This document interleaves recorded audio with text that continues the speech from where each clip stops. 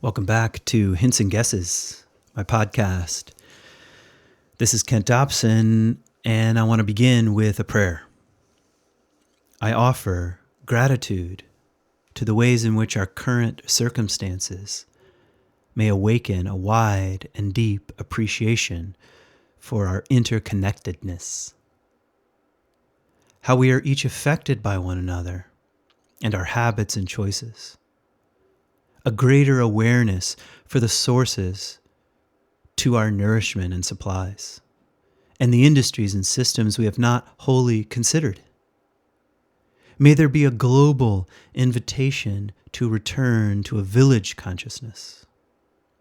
I offer prayers that our resilient bodies remain or become healthier, that we are kind and compassionate with one another, that we demonstrate our respect and understanding for our human circumstances in the context of our place on earth.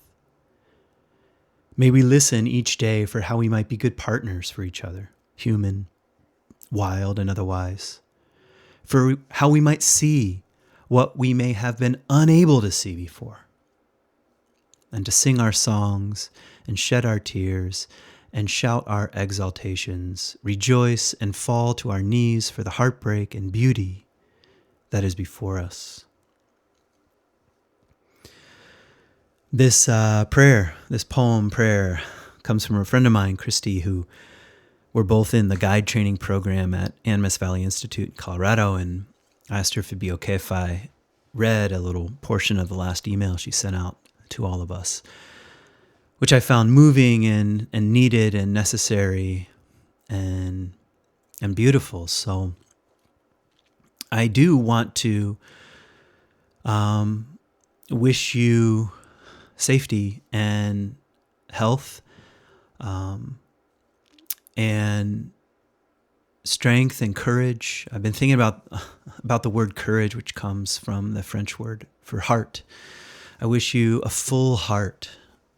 And it seems like on the one hand, we're sharing something globally, which is a kind of confinement and isolation and a Sabbath, a ceasing from our ordinary work and activity and roles and modes and ways of being.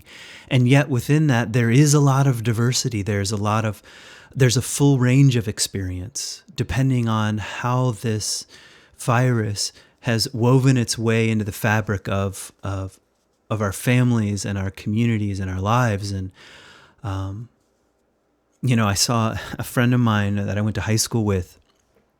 He posted a picture the other day, and he's an ER doctor, and he was putting on his mask, and he had this shirt on that said, the night shift, and he was just going into work. And I found it kind of moving and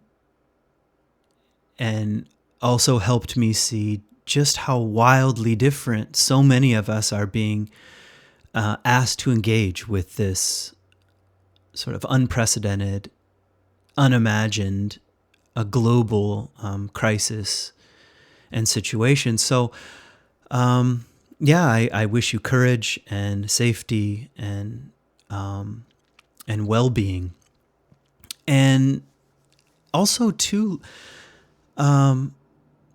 the task at hand. I hope to offer a podcast today around the question of what really matters. And the first thing I want to say is that I don't intend to answer that directly. In fact, I think maybe it's more important to say the very question itself is part of the global awakening to the question itself, what really matters? And to not be too quick to rush ahead to answer that question, particularly with our worldviews and our cliches and our sayings and our habits and ideologies, but to let the question do its work. Maybe I should just speak personally. That's the question that's been working on me. What really matters? What really matters? In my last podcast, I mentioned something, and I've been, taking it as seriously as I can, which is I felt the invitation to do what I'm calling a searching spiritual inventory. A searching spiritual inventory. Of course, I'm borrowing that from the 12 steppers, who are way ahead of the game. I feel that even with so much unknown, that's the right kind of move, the right kind of examination, a searching spiritual inventory around the question of what really matters. What matters? How have I been living? And how have we been living? And like I said before, not to be too quick to rush to the easy answer for that kind of stuff. So that's where I'm going with this podcast. And a couple of sort of advertising things. The first is a deep thank you to all of you who have listened to my podcast 1 time or 30 times. I don't know how many episodes I have, something like that. I really, really appreciate it. Thank you very much to my supporters, not only those who just listen and sort of share, which I really appreciate, but also my patrons who support me on Patreon, really, especially right now. I'm just really grateful. Thank you for saying this matters enough to me to support it. And I crossed a kind of milestone that I don't know, didn't even imagine when I first started with just like a few experiments on my own and with my friend Paul, just what would it be like to make a podcast? And I just crossed over 100,000 total downloads, which is, bigger than I dreamed.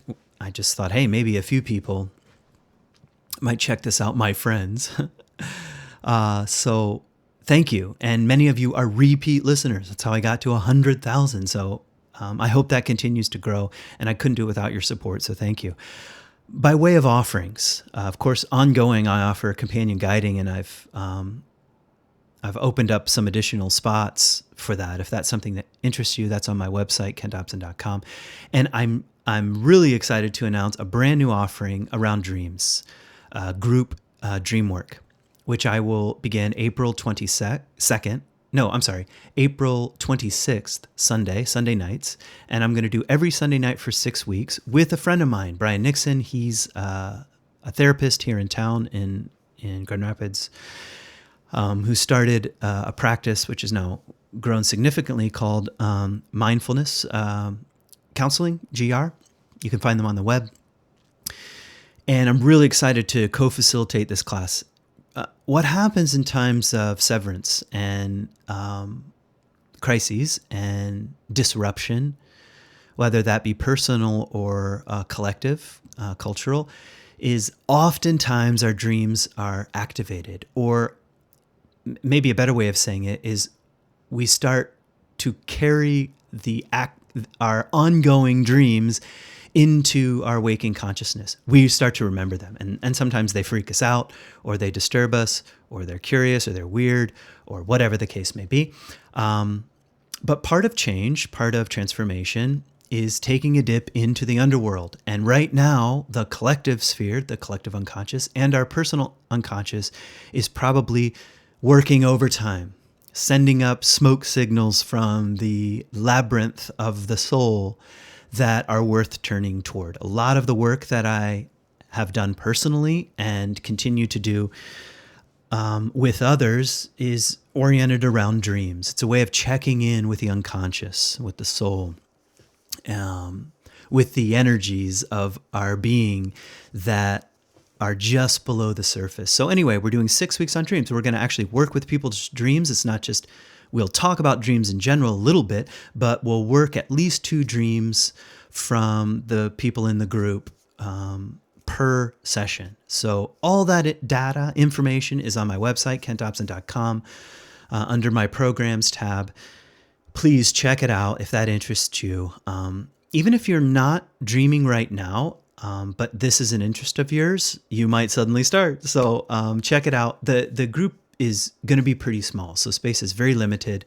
So if this interests you, go right away and send me an email, sign up, and we'll go from there. So that's about all I want to announce right now. My other programs like Israel trips and other kinds of retreats are just on hold, like so many other things. So I want to, I guess one way to think about this podcast, the question, what really matters, I'm going to break it up into sort of three parts. Part one, I want to talk about silence. Part two, I want to talk about severance. And part three, I want to talk about solitude. I know, very sort of old school evangelical preacher-ish. Silence, severance, and solitude. The three S's that will change your life. But these are the things that are working on me. And it's hard to make a podcast beginning part one on silence. But maybe the first thing I want to say is that silence matters. And just because in a collective, globally activated way, we're being invited to a kind of silence in the sense of ceasing from activity, doesn't mean our inner world is going to shut up and open up to the possibility of listening on a deeper level. But I think something like that is what we're being invited to. So I want to read a little passage from Rilke. And this comes from, oh crap, I shut it. Let me see if I can find it. I have it on my computer here. Here we go. This comes from a letter. Letters to a Young Poet is the collection that I have on my bookshelf. Anyway, he's writing back and forth with a young poet, and at one point he offers the following invitation: be patient toward all that is unsolved in your heart, and try to love the questions themselves. Like locked rooms, like books that are now written in a very foreign tongue. Do not now seek the answers, which cannot be given you because you would not be able to live them. And the point is to live everything. Live the questions now. Perhaps you will then gradually, without noticing it, live along some distant day into the answer. And I hear Rilke saying something like, be patient.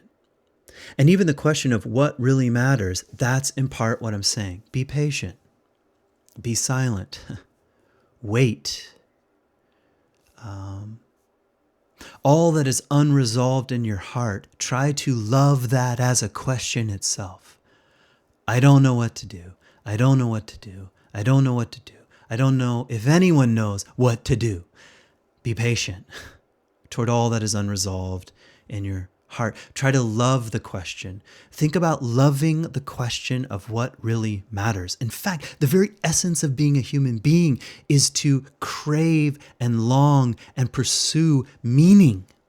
I mean, in some ways, this sounds dumb. My high school kids, when I taught, would always sometimes just ask me, "What's the meaning of life?" And part of the answer to that is to seek meaning, to love meaning, to fall in love with meaning, to take the risk and the adventure of walking toward discovering meaning in your own life and creating meaning in your own life, or co-creating meaning in your life and in your community and in your family and in the world, something like that.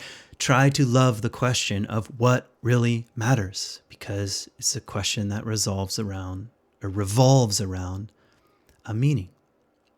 And don't be too quick to answer. That's what I hear Rilke sort of challenging me with. Don't be too quick to answer. I know, but rather, I don't know.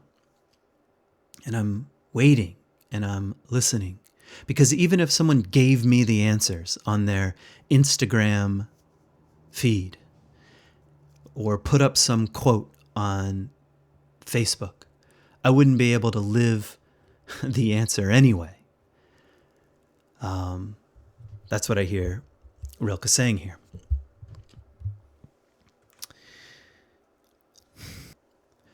So I guess I'm personally feeling the invitation toward increased levels of silence. And even actively and intentionally choosing silence, like less news and less social media. I was seriously embarrassed about how much screen time I was actually engaged in early on, as if my ego was absolutely freaking out, thinking it could fix or solve or get around whatever was happening. And just now I'm feeling like the draining of that kind of adrenaline. It's gone. It's worn off. For the first time in the last couple weeks, I'm starting to feel the grief of all this. And the circles are closing in. And now I have friends who have friends or relatives who are being touched by this virus, and whose lives are being disrupted and lives are being lost. And I'm starting to feel the kind of grief and job loss and desperation that's happening. And of course, like my own, I don't know about you, but my own coping strategies for staying numb are also like just off the charts. Like, go back to sleep, don't think. So it's like, I guess I'm feeling the fullness and the complexity and the paradoxes of just being alive right now, and of sharing space and internet access and trying to think of creative ways of working. And in other words, I'm feeling the kind of pregnant invitation of the moment, and also wishing it would just all go away and just end and quote, go back to normal. Although my intuition is that it can't and it won't and it shouldn't. So let the question work. What really matters? Love it like locked rooms, like some foreign tongue. I remember when I first moved to Israel, it seems like a different lifetime ago, I knew I had to learn Hebrew, starting with biblical Hebrew and then a little bit of modern Hebrew. And when I first got there, I moved there with my wife and my 18-year-old daughter, and we stayed in the dorms at Jerusalem University College, which is the first graduate school that I attended there. And there was nobody around. It was cold. It was winter. It was January. I was tired and confused and a little scared. And I went to the library and I got out a book. I got out a book on like Hebrew grammar, and I had zero exposure to Hebrew. And I started with the alphabet and I looked at it and I felt a kind of terror. I don't even know what these black symbols on the page mean. They don't equate, they don't compute. There's no way I will ever be able to make sense of these shapes. That's how I felt. And that's what I sense with what Rilke's saying here. Try to love the deep questions that you have about your life, about who you are, about the way the world is, about meaning and truth. Try to love them like you would love a locked room or a foreign tongue you do not yet know. And to learn any kind of language takes tremendous time and struggle and a few tears and a few breakthroughs. And every once in a while, instead of ordering apple juice at the cafe, you order potato juice, because the words are very close in Hebrew. And the dozens of mistakes that I made are part of the process, and things take time. And a certain amount of silence and stillness, I think, is part of the psycho-spiritual invitation of the movement, part of the archetypal invitation, part of the symbolic invitation, and the actual invitation, part of the kairos moment that we're in, the culmination of things. That's part one. Part two is connected to the word severance. And, I've been talking about severance for a long time in my podcast, in my writing, and in my retreats that I lead, in the program that I'm in at Animus, where we're taking people out to wild places and turning them over to the wild world, and talking with people about their experiences in nature and about what's happening in their lives and what's unraveling and being undone. And severance is an important word. I mean, even if you think about sort of the classic pattern of descent and return, where you have a kind of preparation phase and then severance and then descent and then underworld and then return, which is one way of talking about a transformation, spiritual transformation. Severance is being thrown overboard, like Jonah. He's set off somewhere, and it turns out he's going in the wrong direction, which is kind of also the right direction. And at a certain point, he's thrown overboard, and there's no going back. He's thrown into the water, and the only thing that he can do is sink. And that moment of severance, sometimes it's chosen, but rarely. It's like it happens unto us. It's like we wake up one day and it's like we can't go back. We can't go back. And we've been thrown overboard by our parents, by our culture, by our religion, by our spouse, by our boss, by the devastating heartbreak of just trying to raise kids. It's something about the way we thought the world works and is, we get thrown overboard and we're out to sea with no life vest. That's severance.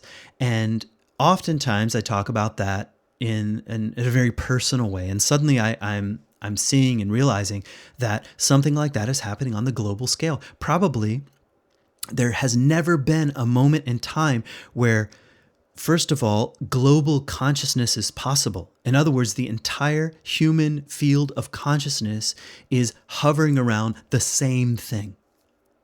And we have a kind of global interconnected web.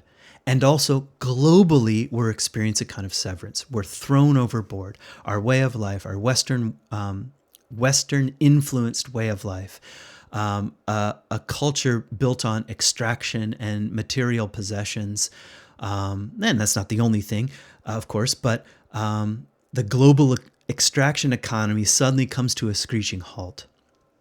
And we've all been thrown overboard, something like that. That's what seems to be happening. And it feels like, personally, my way of life is disrupted. It feels like my rights and my finances and my habits and my roles, and if we can go just beneath that, the illusions that I carry about myself and about others and about the way the world is, are seen to be just that. They're seen to be illusions. That's the moment we're overboard. And it's not too pretty. I wish deep change, psycho-spiritual change. Hold on, I got to adjust my mic real quick. It keeps sinking on me. Speaking of symbolic here, even my mic is sinking. The moment we're overboard, it's not like it's like an immediate invitation to, hey, I know what this is, and this is psycho-spiritual change, and away we go. It actually, there are no guarantees. Like Adrian Rich's poem, you will either go through this door or you will not go through this door. The door itself makes no promises.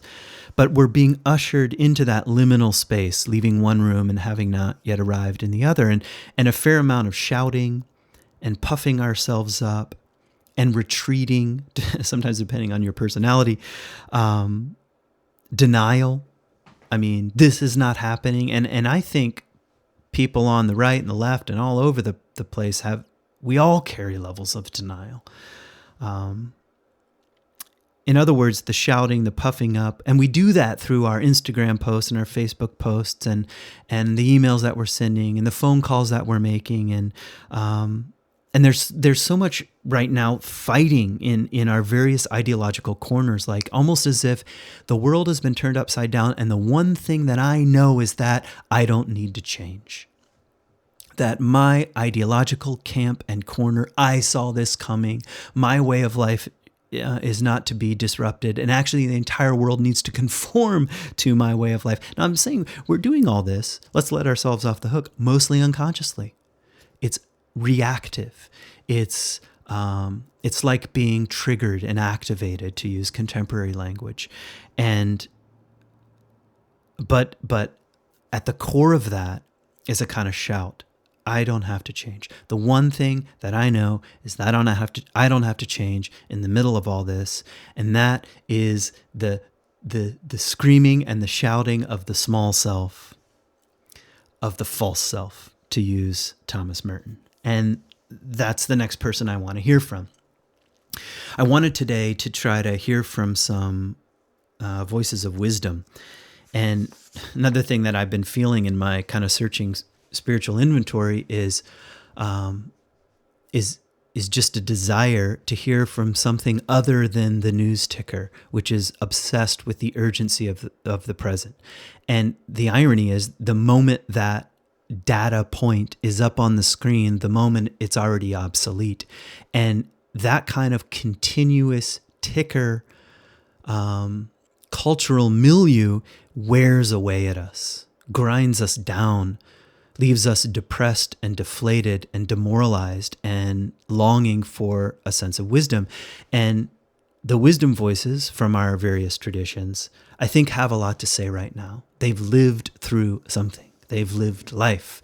And their voices, what makes them part of the wisdom tradition is that their way of seeing and being in the world transcended their own circumstances. And therefore we've heard of them, I guess. But anyway, here's some Thomas Merton. I thought a bit of reading about the false self is in order here. So this is what Merton says. Every one of us is shadowed by an illusory person, a false self. Every one of us is shadowed by an illusory person, a false self. This is the man or woman that I guess he's speaking personally here. This is the man that I want myself to be, but who cannot exist, because God does not know anything about him. And to be unknown of God is altogether too much privacy. My false and private self is the one who wants to exist outside of the reach of God's will and God's love. Or if the word God makes you a little uncomfortable, my false self and private self is the one who wants to exist outside the reach of mystery, of reality, of truth, of love, outside of reality and outside of life. And such a self cannot help but be an illusion. Now, quick time out. He's saying nobody gets out of manufacturing, creating, consciously and unconsciously, a false self or a persona. Persona means mask. It's actually part of how we grow up. And maybe just beneath the mask, you have something like the ego, who we think we are. Both of these things, the ego and the persona, I think Merton might call our false self, who we think we are at any given moment, and the thing that we are busy promoting and defending. He goes on, we are not very good at recognizing illusions, least of all the ones we cherish about ourselves, the ones we are born with and which feed the roots of sin. I know sin's super old-fashioned, but it means like to miss the mark, like in archery, to miss our aim, the aim of our own life. And we're not good at recognizing not only the fact that we have illusions, but that we're in love with them. We cherish them. Who would want them to go away? For most of the people in the world, there is no greater subjective reality than this false self of theirs, which cannot exist. A life devoted to the cult of the shadow is what is called a life of sin, of missing the point, of missing the mark, of losing the plot. A life devoted to the cult of the shadow is called a life of sin. Think how much our present reality is, in fact, I mean personally, and I think culturally, what it means to be an American, or what it means to be a Westerner, or what it means to be fill in a gender or an ethnicity or a people group or a religious perspective. A life devoted to the cult of the shadow, which is essentially an illusion. All sin starts from the assumption that my false self, the self that exists only in my egocentric desires, is the fundamental reality of life to which everything else in the universe is ordered.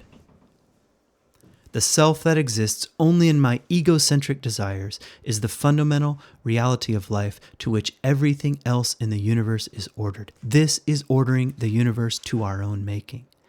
as if we are the sun and the planets and the solar system and the entire cosmos revolve around our egocentric desires, our worldview, our way of seeing and being in the world. The face that we put out in the world, our personas and masks, must revolve around us. And this is what happens in times of crisis. We freak the F out and we double down.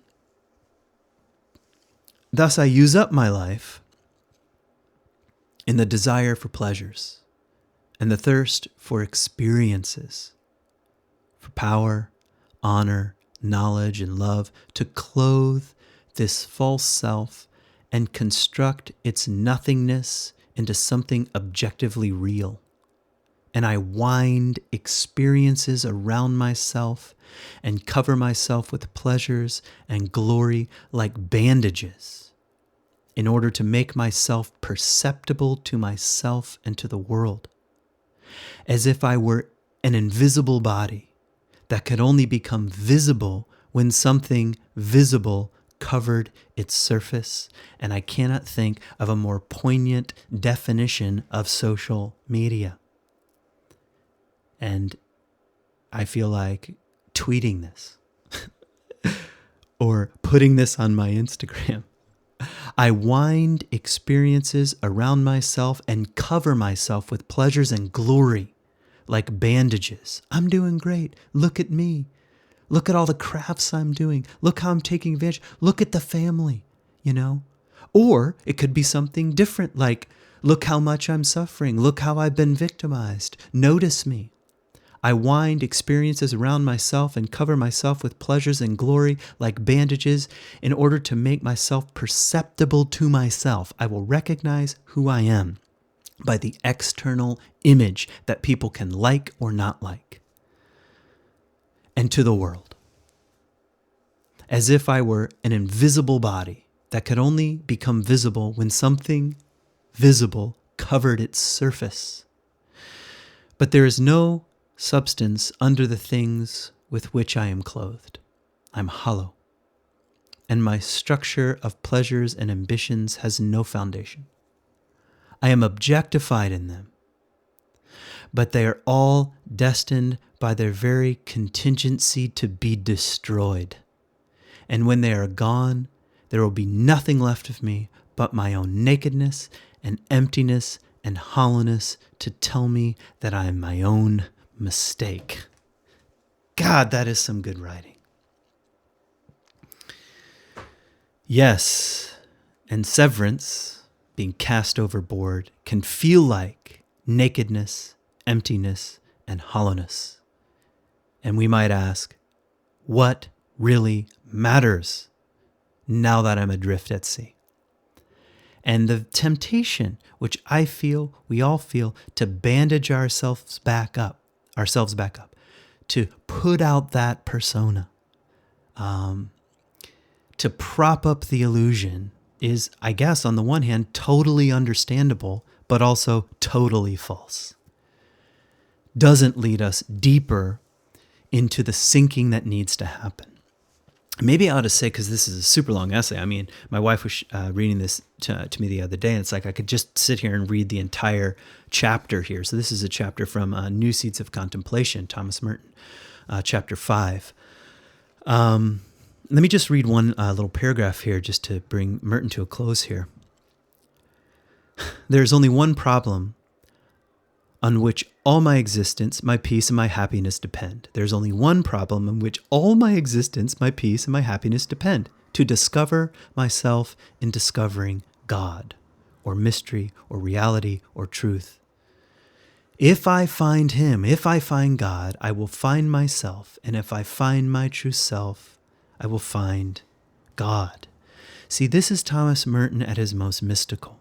He's saying something like the deep desire for ultimate truth, for meaning, for mystery, for union, for oneness, for God, for the transcendent, that outward-oriented pursuit of meaning and of ultimate meaning is also the same thing as discovering oneself, the inmost self or the true self. or to turn it the other way.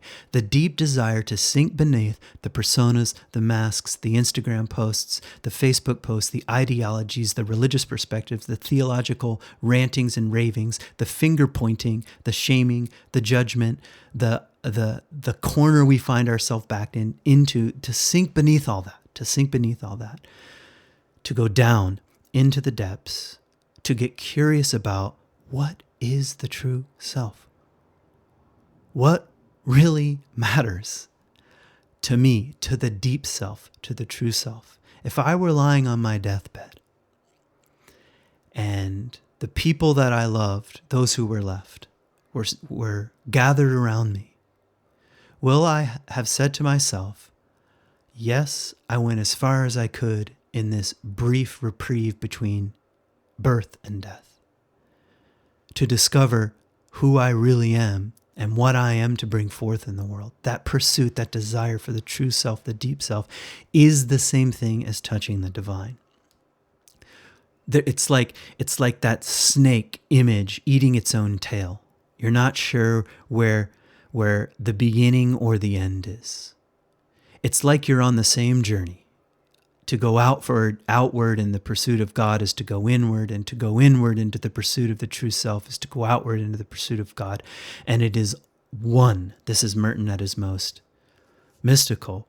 And I honestly believe that something like the planet, like nature, like reality, like the big mystery is saying something like, wake up, wake up, wake up, wake up. Let the illusions die. I just thought of D.H. Lawrence. We would rather be ruined than change. We'd rather be ruined than changed. We'd rather stick to our own illusions and cling to our own illusions than be changed. And the whole world is saying, let yourself be changed. To use Jesus' language, you must be born again. You must be born again. It's the same exact image and invitation. I just thought of this beautiful passage where a blind man is shouting something out to Jesus, and Jesus turns and says essentially, what do you want? And he says, I want to see. I want to see. It's like to accept our own blindness. I am blind. I am blind. I am blind. I do not see. I do not see. I cannot see. Is at the very same time to touch the longing, which is a kind of sight. And Jesus says, all right, then see. Then now see from your state of blindness and your longing and your desire around the question of what really matters, might be my way of putting it right now. What do you see? Part 3, solitude. Solitude. Solitude is different than loneliness. Loneliness probably has its own gifts. And hardships, but solitude is something else. And I think in some ways solitude is much more like a posture toward the world. In fact, I think you can practice solitude in a crowd, although you also need the wind and the trees and the feeling of the earth beneath your feet, the ground, and you need the absence of input. But it's not quite the same thing as just being an introvert, not wanting to be around people, but a kind of posture. Solitude to me is like turning toward what is unresolved and what is unknown. Turning toward what is unresolved and unknown, like what Rilke says. Turn toward what is unresolved in your own heart. Turn toward it and face it in the wild, creative, and courageous possibilities of a wide open heart. That's solitude. To turn toward what is unresolved and unknown with a kind of courage and openness and vulnerability, as if you're exposing the front of your chest and not going anywhere. Or as Rilke says, to go out into your heart as onto a vast plain, and there the immense loneliness begins, or I might say the immense solitude begins. Go out into your heart as unto a vast plain, to open up that way. And I think that the crises that we're in is calling for that kind of open-heartedness. By the way, without that kind of courageous open-heartedness, we will stay in our own isolated and privatized lives and not have the courage to step out and help when needed. Nor will we have the courage, I think, to face some of the inner demons and addictions and obsessions that need our attention, that are blocking us from the full life. In fact, even a kind of sobriety is needed right now. Maybe now more than ever.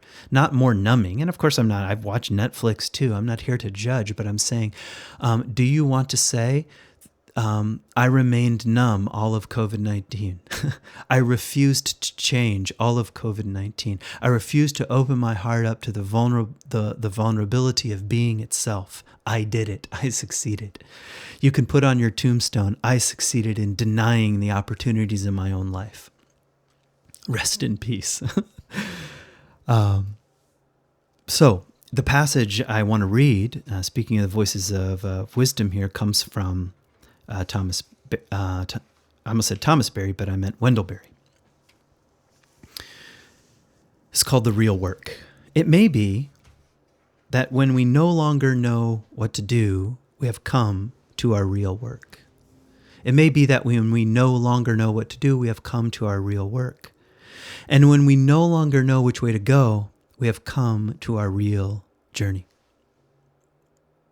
In some way, this is so anti-American. It's so anti-Western. It's so anti-victory and winning and triumph. It's saying there's a journey and there's a real journey. Like there's a false self and a true self. And when we no longer know what to do, and when we do not know the way, our real work and our real journey has begun. And then he says, the mind that is not baffled is not employed. The impeded stream is the one that sings. And right now, if you're like me, your mind, and I mean it in the best possible sense right now, your own creative, amazing capacities to imagine the future and to think and to strategize and to plan is baffled. Nobody really knows.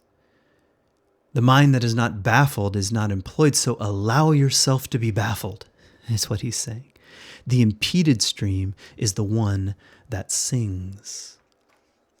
What I hear I keep saying Thomas Berry, maybe this is like it's a welling up from the soul saying, turn your attention toward Thomas Berry. Duly noted. What Wendell Berry I hear him saying here is, don't work too hard to remove the blockage in the stream. That the very blockage, the very dam, the very the constricted places in the stream that we call life is the place where life is enhanced, where the stream begins to sing and to bubble and to pour over and to make music.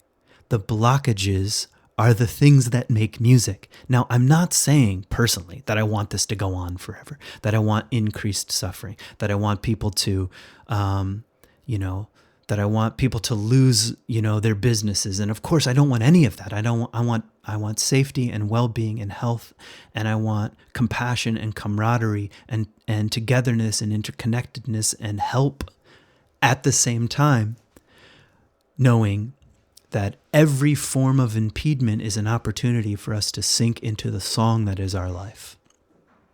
And if our only rallying cry is, let's make everything normal, let's get back to normal, I think we miss a wild opportunity to sing within the impediments of life. It's like nature.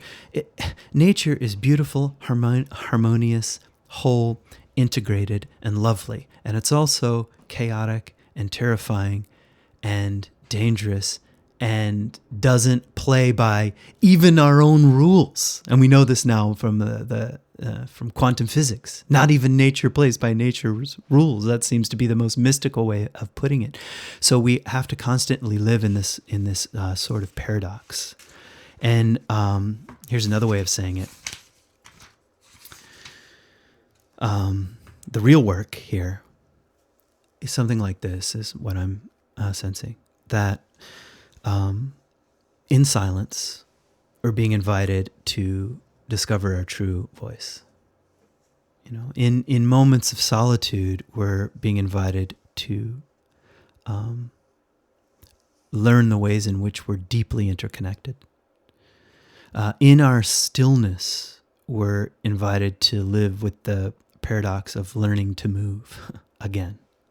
In our sobriety, we're being invited to learn what it's like to really taste something.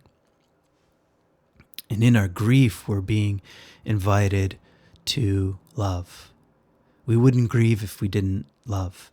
And these paradoxes are found in when life throws up a dam, when a log falls into the stream, when there's blockage and disruption and severance. I think that's when, from the poem here, that's when we begin to long for and potentially find the song that is ours to sing. So, thank you for listening and for being a part of this. I want to say stay smart and stay safe and be courageous. Peace.